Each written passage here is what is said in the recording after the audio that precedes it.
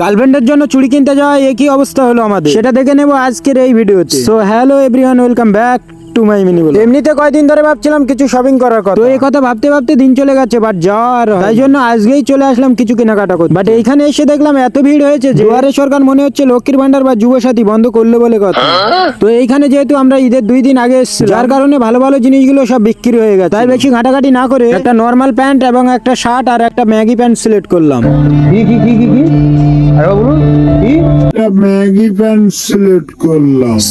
Sorry ওটা baggy pant. তো এরপর বাড়ি আসার সময় আলমগীর হঠাৎ বাইক থেকে লাফ দিয়ে বললো ওই চুড়িগুলো আমার বইয়ের খুবই পছন্দ, ওগুলো আমার লাগবেই লাগবে, এবং ওটা না নিয়ে গেলে বাড়িতে ওটা আজকে আমার বন্ধ করে দিবে। इतना याद रखना, अगर तू लड़की को इज्जत देगा तो लड़की तुझे अपनी इज्जत देगी। सॉरी सॉरी कहती होगी। আর এই চুড়িটা নাকি এখন ট্রেন্ডিং এ চলছে, যেটা দেখতেও বেশ সুন্দর লাগছিল। তো তোমরা কেউ এমন চুড়ি কিনে থাকলে অবশ্যই কমেন্টের মাধ্যমে জানিও। সো ফ্রেন্ডস, আজকের মতো এতটুকুই, দেখা হচ্ছে নেক্সট কোনো ব্লগে। টাটা।